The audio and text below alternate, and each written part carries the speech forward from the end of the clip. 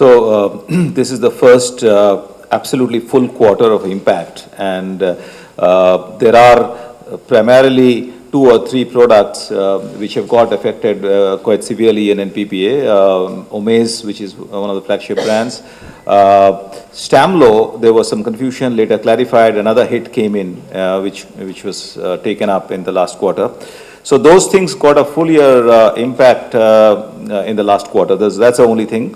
The second thing was, we have a policy of the cutoff. There is a higher cutoff which is not reflected in this particular quarter. To a certain extent, gets carried forward to the fourth quarter. So yes, not a great quarter, but at the same time, I think we look forward to healthy double-digit growth in the fourth quarter. I don't think there is a point of concern at this point. We are certainly not, amongst our businesses, India business, there is much more to do. But I think the track, direction, the execution strategy is in place. So as a specific percentage, I wouldn't be able to give you the figure, but more importantly, I think in the last press meet, I had mentioned that we have launched some good products.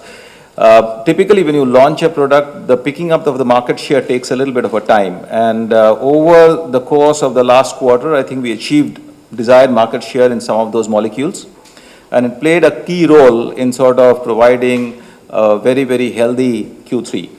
Having said that, in pure generic markets, whenever you have very healthy launches, very specifically speaking, Dacogen and Vidaza, we had, early entry, good launches.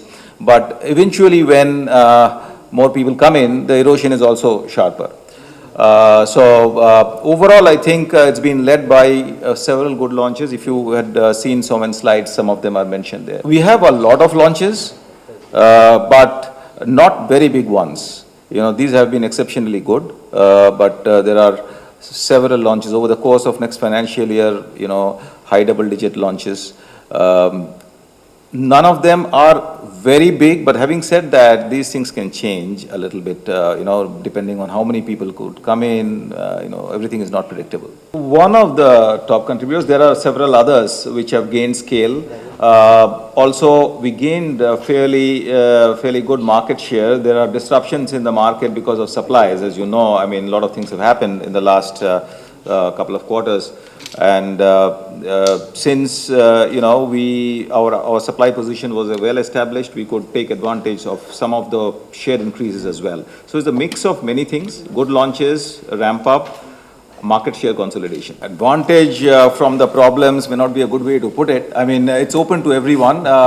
So there has been some opportunities which opened up, and in some products we were well positioned. So we took some market share consolidation through that. Probably every quarter I keep mentioning that.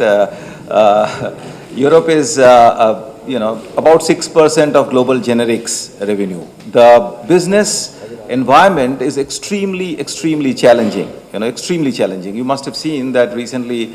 Actavis sold out the whole of their European business, pretty large business, for at least what we read in public domain. Another Indian company bought it at a very reasonable sum of money. It goes to show that it's a very challenging business model. The important thing is we are at break even, more or less, at the moment.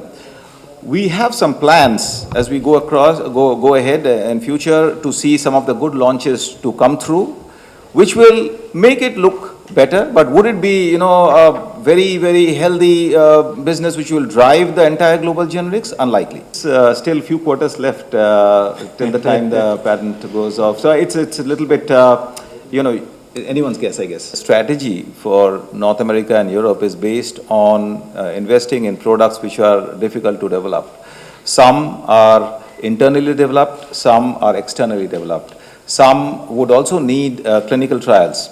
Now, each of these clinical trials are expensive, so per product development cost is going up. It's a conscious decision, and we would continue to be very R&D intensive generic company, and probably that's one of the ways to sort of keep away from business getting commoditized. We're seeing impact of that through better gross margin in some of the markets. We'll also spend some money on developing differentiated products for the emerging markets. As you know, all the branded markets are gradually running out of patent expiry products, so there are opportunities to sort of design products for the therapies we excel in certain markets. So we're trying to do that, but that's a little bit of a long-term impact, initiative.